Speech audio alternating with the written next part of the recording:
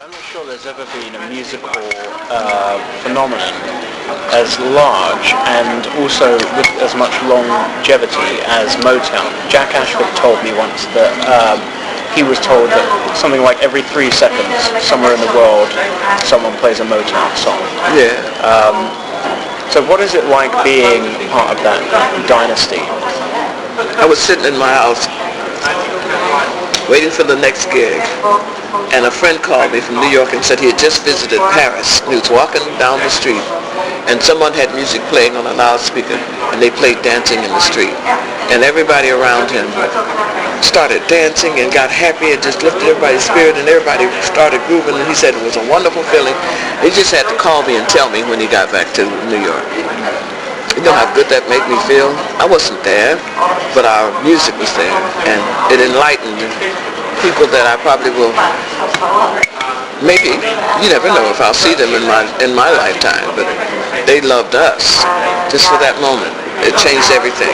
I mean, all thoughts and pains and worries and barriers and anything was lifted, and it happens with nearly every Motown song. Dancing in the Street is probably, I would say, one of the most famous Motown songs ever.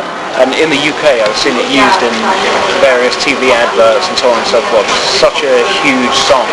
When you first heard it back at Motown, did you know straight away that it was going to be a hit? No. In fact, the first I protested because I didn't want to be dancing in the street. I thought I could dance on the stage or dance in the house or dance in the den or dance somewhere, but not in the street. But then this is a quick thing because Marvin had recorded it.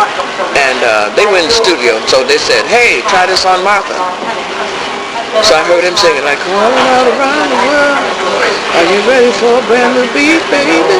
Summer's here, time. Like he can sing anything, make it romantic. Like the example is, he can sing the Star Spangled Banner and make it romantic. The girls are screaming. He said, and the rockets.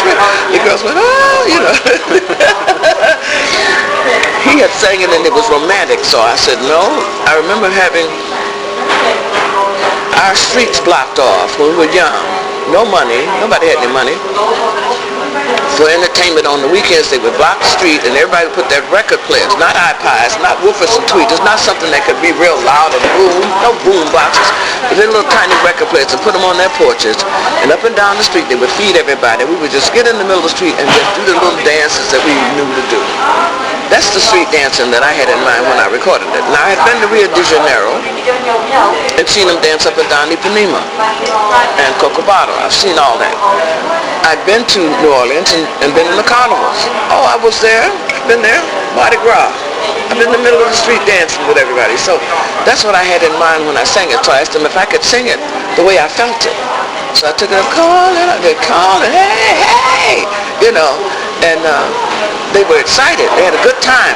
So they were rewarding each other and clapping each other's hands and stomping, saying, hey, we got a hit. And then Lawrence Horn, the engineer, said they didn't have the machine on. Oh. And Martha, can you do it again? Well, do you hear a little fire when I sang it? You hear a little urgency?